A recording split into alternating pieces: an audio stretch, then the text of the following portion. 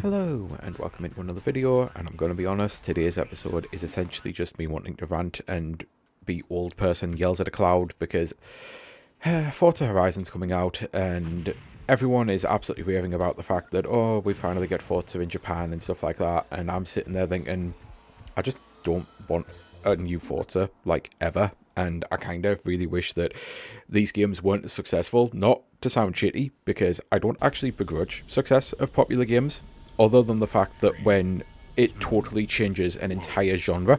So, for example, Call of Duty and Halo getting very popular, suddenly changing every single first-person shooter. So, instead of getting truly god-tier games like Half-Life, we get first-person shooters now where they're all basically run on the exact same mechanics of you've got infinite health, you just go and cover, you've got a bunch of checkpoints, so there's never really any fear or penalty for dying in a level. There's just so many, like, generic gunfights after gunfight after gunfight. There's no thought required, just go shoot and kill everything. And it's really annoying because first-person shooters used to be one of my favourite genres, and now I really struggle to actually find ones that I enjoy playing. I actually even think boomer shooters tend to have more depth than a lot of modern-day first-person shooters. And I'm in that same boat with racing games and sports games and so many other things as well. Now, obviously, I see a depth and I've now immediately leapt to racing and sports. I'm not going to lie and say that those lack depth, but they have their own issues and I'm definitely going to get them.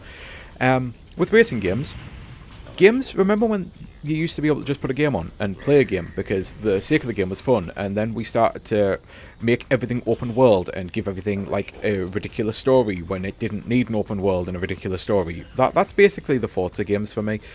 I really do miss when I could put a racing game on, just select the craft of my choice, and I've went for Wipeout because Wipeout 2097 was the first racing game that I truly fell in love with. That wasn't like a zany kart racer, it was the actual first racing game that I truly fell in love with. I'm trying to think if there was anything that predated that, but no, I think it was basically Mario Kart got me into, I guess, the genre, and then I played this, Wipeout 2097, although this is XL, this is the American version of 2097. It's the same game, but it's just, you know, the American version. I don't know what I was trying to say there. That's weird. I apologize, but yeah.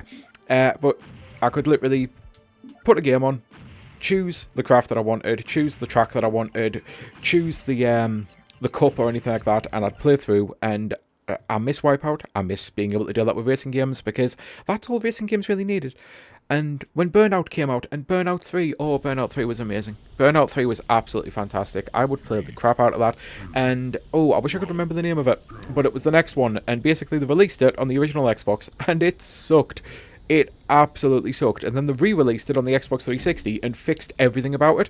And I was so, like, hooked on it that I'd managed to get 93% completion with the entire last cup of tracks to still go. I was going for 100%, and unfortunately I had a red ring of death and lost all my save data, and that's the last time I ever played that Burnout game.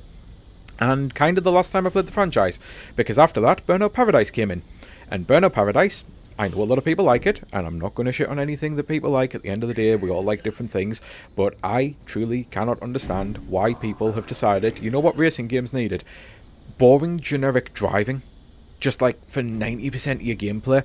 So driving to the race, then getting challenged. I know Midnight Club did a bunch of shit like this as well, and I fucking hated it in Midnight Club, where it's like you've got to drive to the race, then you actually do the race, then if you fail the race, you've got to drive back to the race and set it all up. It's like, it's not fun. It's just padding. It's akin to sailing in Wind Waker. It's the most boring part of the game, stretched out to make the game longer, and it drove the ever-living shit out of me, and I was like, but it's fine, you've killed Burnout, I guess, it's fine, there's still other racing games, we're still getting things. But then Forza came along, and Forza Horizon specifically came along, and now it feels like almost every racing game, and there is something that's came out, I'm actually in the middle of kind of playing through it, but it's more visual novel than racing game so far, Screamer, or Screamers it might be, and I want to get into that more, but again, I just want to actually put the game on and just race, and instead every time I've put Screamer on, I've watched 20 minutes of a visual novel instead of actually racing. I've still only actually done one full race, and I think I'm up to episode 11 or something of the story. But yeah, I just don't understand why every racing game now has to be open world shit. And Mario Kart did it as well, but at least Mario Kart still allowed you to choose Grand Prix mode and choose single tracks, and you can actually completely ignore the open world aspect of that game. That's kinda how I wish open world races were. Like, give me the option to opt in to the boring shit if you want it. Don't enforce the boring shit. Just let me race, because racing games are so pure and so fun, and one of the most video gamey-ass video games ever. There's nothing more pure as a video game, I feel, than racing, because racing does the thing that you're actually supposed to be doing in a video game. You pick the one thing you're supposed to be doing, your craft, your vehicle, your track, your cup, and you race. And if you blow up, you hit replay, or you go again. If you fail, you go again. It's video games at its most pure, to be honest. And I know that might sound weird, because fighting games are like that as well. There's a bunch of genres that are just designed where they are a video game, first and foremost, and they're designed to be played. They're not an experience. They're not something that's going to, like, leave a jaw-dropping, world-changing viewpoint on you or anything like that. They just put the game on, play it, and enjoy it. And I don't understand why we've got to the point now where racing games have to be this grand open-world adventure. And it's every single fucking one of them, it feels like, purely because one game did it so popular and won a Game of the Year of it, and now everything's like it. And it's like, we don't need everything to be an open world racer. We really don't. We need more actual racing games these days. We truly do. And sports games, they've got so much more depth now. They truly do. And that's why they suck. Because sports games were also one of the video gamey things. You didn't need to really know anything about sport to actually be able to enjoy it and play it. You didn't really need to understand offside rules or this, that and the other. The game would automatically penalise you if you're doing something wrong. If you were playing hockey and you made a two-line pass, not that that exists anymore, then it would tell you. If you were offside, it would tell you. If you scored a goal, it would automatically reset. If you did a penalty, it would tell you what the penalty was. You'd get done for checking, high sticking, whatever. All of this. And now it's went from all of this simplicity of just arcadey fun gameplay to now you've got to be able to pull off essentially fighting game combos with your right stick to be able to control the stick, to be able to shoot the puck in the exact right way. And if that wasn't bad enough, all of that depth and realism that has truly ruined sports games for me, that was the first thing that ruined sports games for me. And I'm kind of glad that that was the first thing, because if we still had the arcadey action, maybe I would have succumbed to the next thing, the microtransactions. Right, I support the Avalanche. I'm going to pick the Avalanche and play as the Avalanche, and that's great. Except, to be able to do, like, the online mode, I need to build my own team. And how do I build my own team? I buy what are essentially trading card, Pokemon card packs, and hope that I get the players that I want. And, oh, look at that, I've just got Jamie Benn from the Dallas Stars. I fucking hate Jamie Benn. Why the fuck would I want him on my team? Like, sports games are terrible like way. Because they know fine well Avs fans are going to hate Jamie Benn. They know fine well Avs fans are going to hate Jordan Binnington. They know fine well all of this with all of these teams. And that is ultimately why they fucking do it. Because in that way, you've paid money already to get these cards, and you could just build a team, and maybe there's some people out there who can at least get players that they're happy with. Like, if I got Seth Jarvis, I don't have any negative towards Seth Jarvis. I think he's an absolutely fantastic player, and he currently plays for the Carolina Hurricanes, and I would actually welcome him on the Avs. So if I got Seth Jarvis in a pack, I would be fine with putting him on my team. But, again, if I got Jordan Binnington, if I got a person whom I absolutely despise as a player, I wouldn't put him on my team. So what option do I have? I can't just pick the Avs, I can't just pick my team, I can't just pick the guys I actually know. I have to go out and spend more money to get more cards in the hopes that I get one of the players that I actually want, you know? And it's just really, really fucking annoying that we've got to a point now where so many genres have devolved so badly that I find them completely unplayable. And when the most video gamey things are the things that are unplayable, that's kind of a problem, because it will end up happening to other games.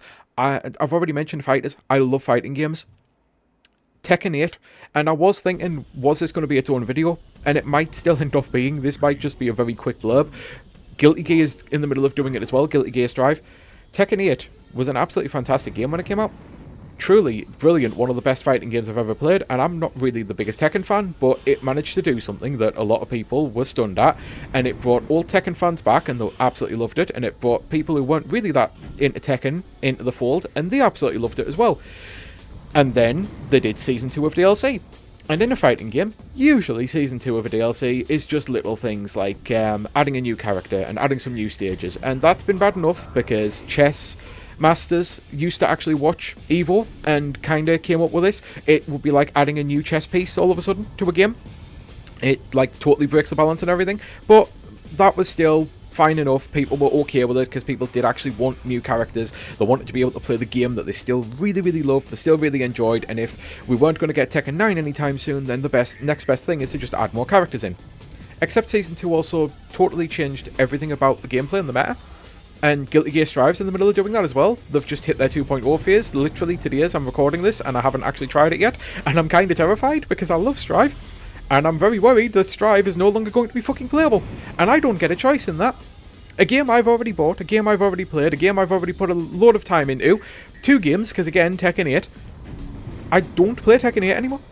I can't stand what it's become. And it's really, really shitty that we're at an era where not just the things, like not just genres are getting worse, but actively games that we've bought can get worse. We don't get to opt into this. We pay our money, we get our game, we enjoy it, and then the developer turns around and goes, right, out of the blue, we're just going to change this, we're just going to randomly change this massive mechanic because we're not happy that players are using it that way. And from an online competitive standpoint, I can understand it. I do understand if people are essentially breaking your game, you're the developer, you kind of get the say-so, but don't we also get some say in this? Like, shouldn't we have some say in this? Because it does feel like it's a problem. Like, I can put a movie on that I bought 10 years ago. The movie's still going to be the same. Now, a director can release a director's cut, and we've already had that happen so many times with the likes of George Lucas ruining Star Wars by adding blinking animations to Ewoks when there was absolutely no need to do it.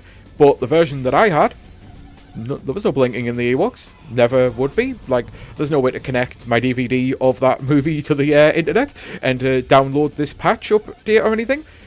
But Tekken, automatically, one day, I went from, you know what, this is the best Tekken game they've ever made, to, I might not be buying Tekken 9. And now I'm petrified Guilty Gear Strive's having the exact same thing go through it as well. And it may turn out that 2.0 is actually better. There is always that thing, and without trying to be a complete pessimist, there is always the point that actually you can make things better, because traditionally that is what patches used to be. That was the whole point of them. We found something that was broken in a video game and then we fixed it. Now obviously a lot of people would complain, why did you even release it without having it fixed in the first place? That's its own can of worms, and that's to do with dev times and crunch and money and a lot of other things, and there's obviously some devs out there who decided to release games and just never bothered to fix them, which even happened in the indie scene as well, like Sexy Brutal. I really wanted to play that game. Bought it on the Switch, never played it because it just wasn't playable on the Switch, and then the developer decided, you know what, we're just done trying to fix it because we kind of can't. Sorry.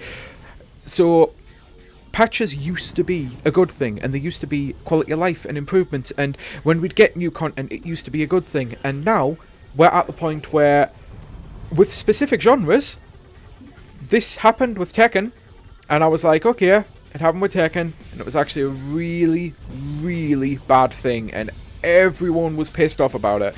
Surely no one's going to be silly enough to do that. Oh, Guilty Gear Strive's doing a 2.0 and they're completely changing all of the meta and changing how things work, and oh, fun, isn't that fun? And again, it might be good. I'm actually going to have to go and play it to see if it is, because at this moment in time, I'm just dooming about it, I guess. But yeah, why have we got to this point where we just make everything worse?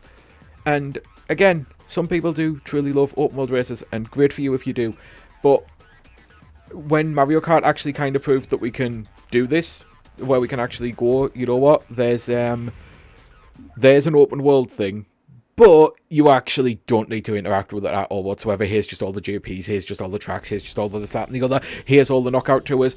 What can we at least start doing that? And maybe Forza 6 will actually have it. At this moment in time, people have only previewed it, so no one really knows what it is, and I will actually buy it. I genuinely will. I love racing games and I miss playing them. And I've heard the actual racing mechanics in that game are amazing. I will go out and buy it if it turns out when you put it on, it's a, hey, do you want to opt into the story and do you want to opt into the open world, or do you just want to play this like a fucking racing game? Because, yeah, I will opt into playing it as a fucking racing game. And I wish I could do that with a lot of things. I wish sports modes would have an arcade mode, to be honest.